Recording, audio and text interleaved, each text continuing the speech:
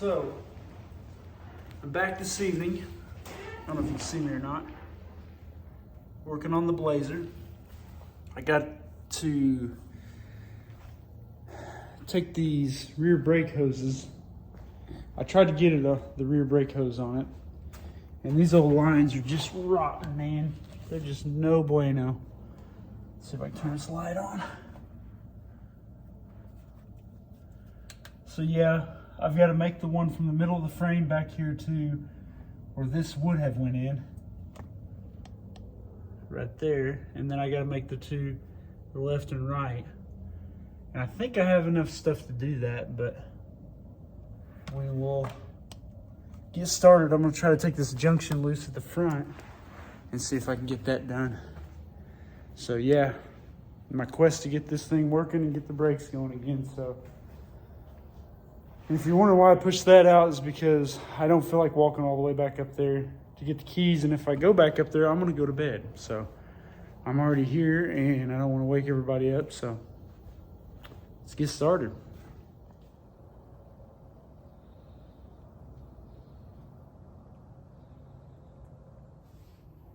So what I do, they're usually on every car that I've messed with, there's always a junction in the middle, like a little brass fitting that's, you know, it's got two fittings that screw into it. And what I do, like I've done for the year I've had this, I've got under here and I've soaked this stuff with a good penetrating oil. Well, I always try to get something that fits really tight, and on these old fittings, if I'm trying to reuse this stuff and get by, I will make sure I have a line wrench that just fits it perfectly. And I will just work it back and forth, you know, not trying to just give it the beans all at once. And once it feels like it's got a good hold, it's snapped loose. So this thing it's now loose. Where'd the line wrench go? Here. So yeah, I've already got it loose. And sometimes you will twist the whole line, but this is a larger line. And usually this works better than just a little small, I don't know what sizes little brake lines are back there. But next thing I'm gonna do is, you got these little clamps here. I'm just gonna remove all of them in the frame. And what it is, it's got the return and the supply side of the fuel line. And I'm just gonna replace it. Now what's going from here up, I'll probably leave as long as I blow it out and don't get a lot of trash, because right now I don't plan on taking the engine and transmission out for a while. Now, when that stuff comes out, especially if I have this trans rebuilt, because I'm really pretty sure, I bet when this thing warms up and gets fully heated, I bet it's gonna slip, because there's always a reason why they have the pan off of it. And there's a reason why you stopped driving this. So I'm thinking that could be it.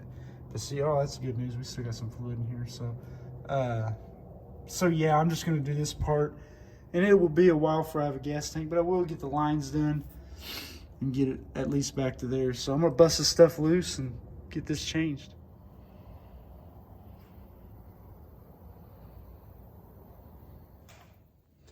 So it's Friday, peoples. Decided I got a little bit of time. I'm gonna go ahead and try to get these brake lines fabbed up for the cruise tonight. So I put the line on there and I was about 4 inches too short to make the transition to the axle back there to go in the proper bracket that it has. So I was like, you can buy a whole spool of all the brake lines you need and everything, but I don't. I've just got the pieces and stuff, and this is what most people would do. They wouldn't have like a whole kit of parts and everything. So what I did is I just split the difference. I bought some extra lines like this from O'Reilly's. I'm pretty sure Advance AutoZone all it's got them. And then I went and got another union, little brass union. And it's got one of these in the middle part if you're watching the videos earlier of the vehicle. So what I'm gonna do is hook this into the union there. I'm gonna put this union on the end here. And then I've only gotta make another line to go and make the transition to the rubber line that's on the axle back here. So I'm gonna try to get this camera and stuff under here, and you'll kind of see what I got going on.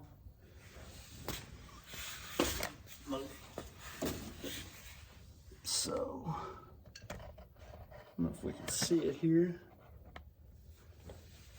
Because most people aren't going to have a full spool of this stuff. And you're just going to buy it at O'Reilly's, like in a pinch, you know. So I'm going to run this down this way. And I've already cut and flared one end. And I'll try to go over how to do your double flares on this stuff, but I've already got this one made. Okay. Then where is that clamp at? Right here. So I'm gonna go ahead and clamp this in its location it's supposed to be in. Go ahead and put that back in. Where did I do with that bolt? There it is. Oh crap. You can't see, sorry.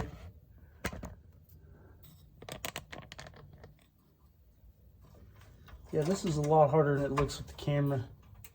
The work here is easy. It's the adjusting lighting and cameras and stuff that's kind of a pain. A very daunting task, if you will. All right, that should be a little bit better.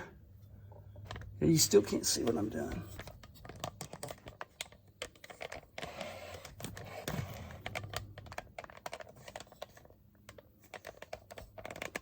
So you can see, got it in that union there. And I've ran the line basically in the stock location. And I've got my union right there. So I'm just gonna zip this in real quick. Okay, now that's in there. It's good to go. So now we're going to make this transition. We've got to get this line here up and over through the frame. I'm gonna have to bend it and make it go right there because our rubber line, that's the vent, actually goes right here. It's going to go into that, and then our metal line is going to go into that part. So I've got another piece I've got to build here and get a length on it. I'll go ahead and bend it up. I pretty much bend it all by hand, but let me get all that stuff together and we'll get that piece made.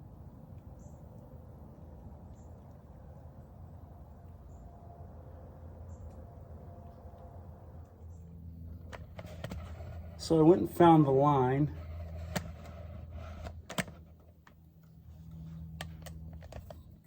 Let's see here. All right. So you see we're trying to get from here, right there, to there. So we'll go ahead and take this, put a bit of a bend in it. Like I say, you don't need any fancy tools. You don't need anything like that. You just need it kind of to work. So I'll put another little bit of a bend, put a little kink right there. Let's see here. Put a little bit more of a bend. Okay, I'm gonna go ahead and for getting this fitted up, I'm gonna go ahead and screw this in there.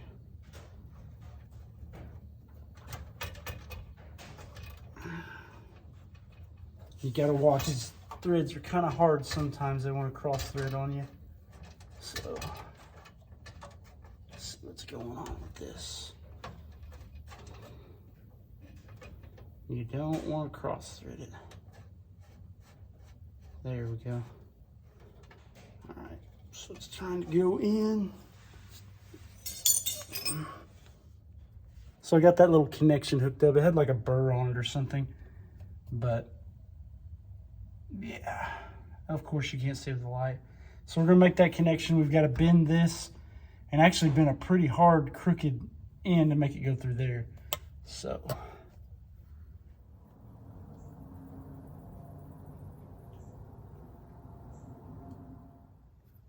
Okay.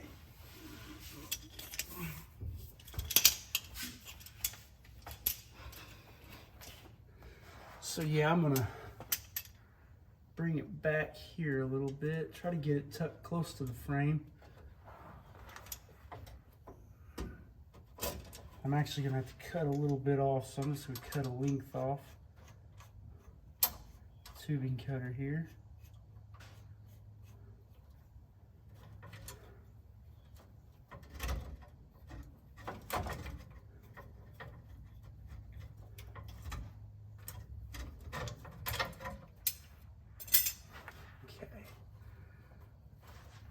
So it needs to go, let me get all these wires off here. It needs to kind of go at this direction and this angle. Because it's going to go in that little clip right there. So kind of get this about like right there, actually.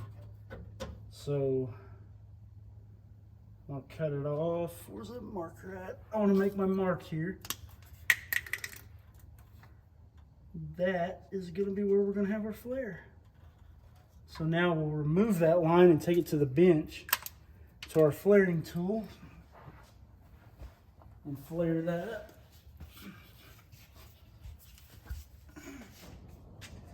So I got the line on there. I got to get the little horseshoe clip that goes in that groove.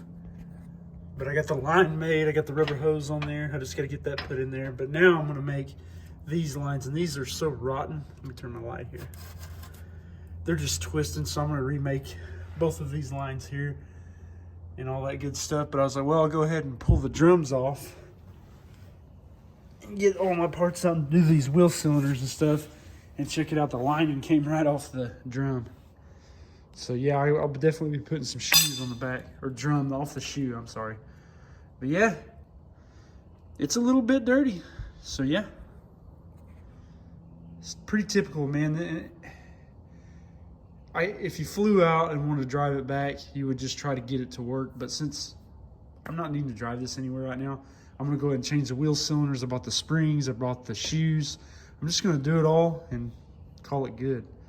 You know, that way when I do drive it, it's just one less thing I gotta worry about. So I'm gonna go ahead and start taking this stuff apart.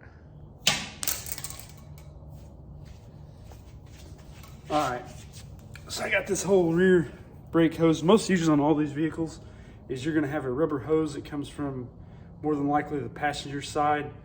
Brake line comes back, it hooks into this, and then this will bolt down on top of like a little bracket on top of the center section of the rear end. And then you've got your little 1/4 inch or 3/16 lines that run to each end of the wheel cylinder or the caliper. But man, this stuff is so rotten and old that it basically, even though I soaked it, it just twisted up. So you can see the end of that, just twisted right off. So man, even if this stuff would work at your brakes, man, like I said, if you're flying out somewhere and you want to drive the car home, try, you know, do your best to do that. But like if you're at home already and you haven't done it, it's better just take the time and like change all that crap out. So that's what I'm going to do. I'm going to bend those 2 wheel cylinders, 2 brake lines. This thing's going to, you know, be on the road. So I'm excited. I'm ready for the first drive. So I don't know if you can see it real well, but I'm trying to make the line that goes from the junction block on the brake hose over here and make it come to this side, but the line twisted off, and I was like, okay, well, I can't get that out. I was like, well, I'll go ahead and disassemble this side because I got to put shoes and a wheel cylinder on it. I was like, I'll go ahead and pull the wheel cylinder. Well, I can tell this has been leaking in the past. So I got on this, and these, I think someone's tried to change this wheel cylinder, and they're round, like the bolts that hold the wheel cylinder round. So you got these little tools here I had to break out. They've got this, I don't know if you can see it. Again, the biggest part of being a mechanic is your light is in the way every time. But see how that's got that little twist thing on there? Well, what you do is you take that and drive it on with a hammer. When you take it off, it just digs that bolt right out. So I'm gonna go ahead, take and drive that on there. And about 90% of the time I've used this, it's worked. But yeah, you find all kinds of neat things about the car's past when you look at previous repairs or whatever. And the people who own this owned it for quite a while, so I can see how, you know, when you have something a long time and it just starts to be a lot of work, you just park it, man, because this stuff gets old. It really does. I hate to say it like that, but it does get slightly old. And when you do have something for a while, you just kind of want to put it away. But I have not had this vehicle very long, and I am happy to work on it. Happy to have it. So, this looks like knuckle smashing territory. There we go. All right.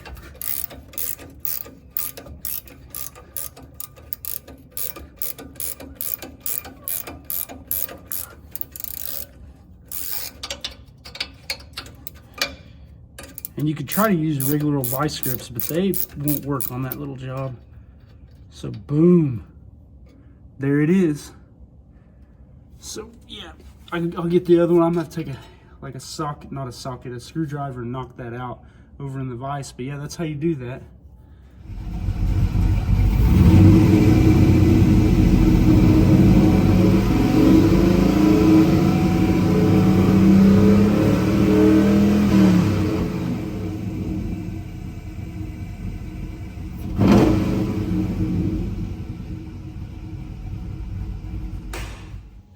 So what's up?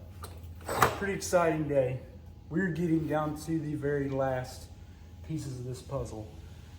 I have to finish this side of the brakes. I've already done the other side on the drums, and all the brake lines are built. I just have to bench bleed that master cylinder, get it bolted on, and get these brakes bled, and it's first drive time. So like, this has been a year in the making. It's taken a lot of time. Theoretically, if this is all you did, you get this done in a month, you know, easy, with working, you know.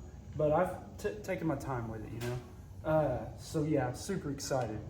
And some of you asked, dude, he's working with these drums, you know. Drum brakes are pretty good, I'm not gonna lie, especially on stock stuff. Now, if you have a 600 horsepower, 7, 8, whatever, I probably wouldn't use drums, you know. I would upgrade for the bigger, better brakes, because there's a reason for that. But a lot of these stock equipped, you know, 250, you know, anything stock, 200 to 300 horsepower, you don't need four-wheel disc brakes, you don't need all that stuff. And it goes with the budget deal in mind. I don't need all that fancy stuff, because this Blazer, it isn't going to get 1-ton axles. I'm not putting 40-inch tires. I'm going to use it exactly as it was intended to use when it was new. So like, if I went to a car lot in 1982, this is what I was going to find. This is what I was going to take hunting. This is what I was going to take camping. I don't need all that fancy stuff. I just need it to work as it did when it was new. And that's where I'm going with it. So I don't need the drum brakes and all that stuff. And I know a lot of people's like, oh God, they're hard. They fade and everything. Let me ask you this. How many 0 or 120 to 0 stops am I going to be making with this thing? None. I'm going to be doing daily driving stuff. I remember when I had my 60 Ford Falcon and it had drum brakes on it with that 80 horsepower 6-cylinder in it. And there was people telling me, oh God, you ain't gonna be able to drive that on the road with those drums. It's dangerous, all that stuff. That car would run 80 miles an hour downhill with the wind behind it. Like that stuff worked great for what it was designed for. Now, I have no problem with it. Like I said, very inexpensive. Really, once you do enough of them, not that hard. One of my best tips I can give you, though, is don't completely disassemble both sides at the same time. Pull the drums, start with one side, use your other side as a reference. Even though I've done a lot of drum brakes, man. I mean, I've done a lot of them, but the thing is, you'll do a set, and you won't do another set for 6 months. So everything you've learned, you've lost it, you know what I mean? So it's like, I could probably do it with nothing, but I would prefer to have a reference to save time and all that kind of stuff. So that's what I do. Now this other side, let me get up here. It's already done. The wheel cylinder's changed. And when I do this too, I buy a new wheel cylinder, I buy all the hardware, and I buy the drums. Now, I don't know if you can see that very good because of the lighting. But yeah, this side's completely rebuilt and all done. Yeah, I should have brought my light with me, but I didn't. Oh well. So yeah. But yeah, I'm totally for drums, you know. I mean, I've never, like I said, the only time I really got to see where they were inadequate is on my Chevelle when I had that big block. I was trapping like 120 miles an hour and trying to shut that thing down with four-wheel drums, and they faded really bad. So yeah, I can see if you're road racing, drag racing, trying to shut it down real quick, going at a high speed, yeah, they're not the best, you know what I mean? And I'm sure I don't know. Like I said, I didn't like that experience, so yeah, that car has four-wheel disc brakes on it for a reason, you know. But if I had a bone stock original 350 Chevelle or Camaro, I'm not changing all that stuff. I'm just going to rebuild what it came with because it works, you know. So that's like my buddy. There's a guy telling him that the four-wheel drums on his 66 Chevy, oh, you'll get killed and all that stuff. Well, this 66 Chevy is like pretty close to original, you know. And I told him, I was like, you know, he's telling you that because he also sells those parts. And most of the time, the guy's telling you it isn't going to work. they're the ones wanting to sell you like $1,000 disc brake kit. So like keep that in mind if you want to do this on a budget. Don't be afraid of these drums, man. Don't be afraid of the stock stuff. You know, these cars, yeah, they aren't like the ones we have now where they're comfortable and they drive themselves. Like, you know, you got to pay attention on some of this stuff. Give yourself enough time to stop. You know, it's not going to be as quick and nimble as the new cars, but like if you're on a budget, you can really work with this stuff. So that's just my take on it. But yeah, let's get this thing tore down. I'm excited to drive this. Like, it's so awesome.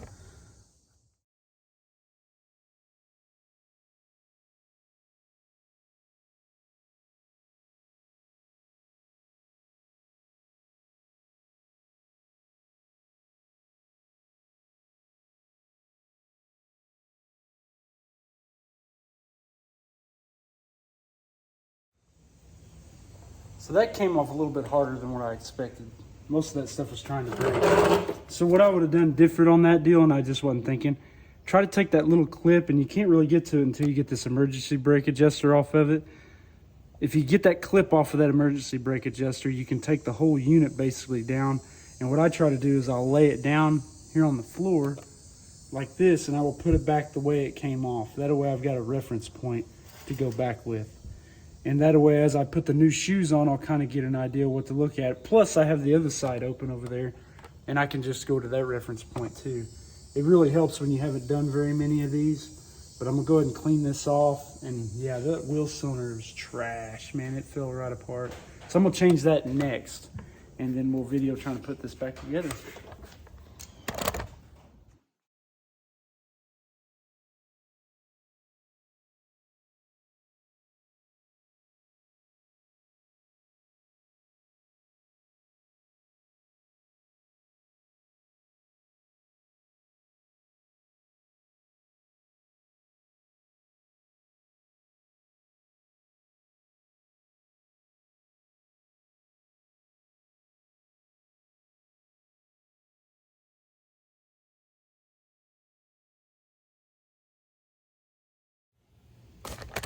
So there you have it. I've got the drums, brakes installed. I had to end up cutting the bolts off the back here on the wheel cylinder because they were just completely rounded off. So I got all that stuff done. So yeah, I should have videoed the left side because that went together like butter. That'd have been like video magic. But this is actually really what it gets into. This one, I lost one of the clips. This side did not seem to want to go together very easy. So I'm glad it was like that. And then I forgot to put that little spring on, which you do that, but I got it back on. It's no big deal. But I always just clean the adjuster, run it all the way in. And yeah. So yeah, you've seen me actually struggle with this. So I mean, yeah, they aren't the easiest thing in the world to do, but they're very doable and it's affordable and they work. So I personally like messing with them. So another quick thing on these drums. To do your adjustments, you got these right here, little slots that you stick your tool or your flat blade screwdriver in. They've actually got a piece of metal that's stamped over it. And this is pretty neat, which shows this thing has never really had the brakes adjusted on the back. Unless they did it a different way, you know, pulled the drums off and got it where they're tight. So I just took my hammer and a punch and you'll knock that out. And then now you're able to adjust your brakes. Okay, you got the drums on. You've got that little star keyed adjuster down here, and you've seen how I knocked those holes out. You'll take, and right now the drum's kind of, this is actually tighter than what I thought it would be. But you'll shine your light in here. Let's see, right there. And you'll take, just going to start adjusting. It's hard to see, but you'll,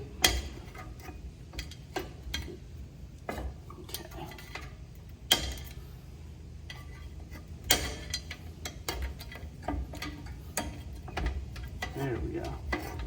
Start rolling that wheel. And it's got some slight drag on it. So I always just get it where it's barely dragging.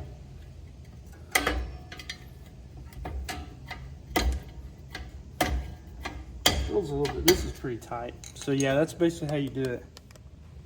Okay, you got the drums on. You've got that little star keyed adjuster down here, and you've seen how I knocked those holes out, you'll take, and right now the drum's kind of, this is actually tighter than what I thought it would be, but you'll shine your light in here. Let's see, right there, and you'll take, just going to start adjusting. It's hard to see, but you'll, okay.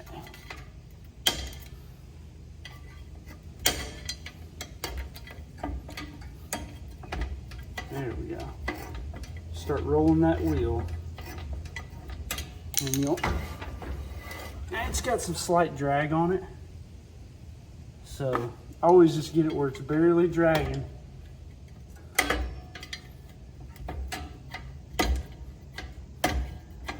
Feels a little bit, this is pretty tight. So yeah, that's basically how you do it.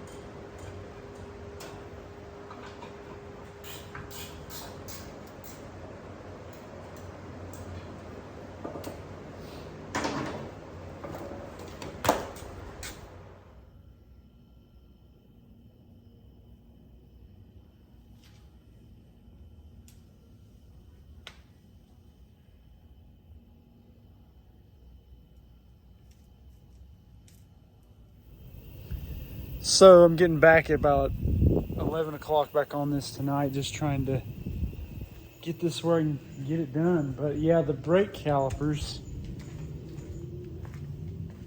the bleeder's stripped completely out on it, so I can't do anything with this caliper. I know the right side will do it. I probably should have changed them, but you know, I've gotten away with it so many times where the calipers are still good, but on this one it just seemed to make more sense. So I finally tracked some down over at the O'Reilly's, and I'm gonna get these on there and get them swapped, and then in the morning, if I get my wife to help me, should be able to get these brakes bled, and we're gonna go for a first drive.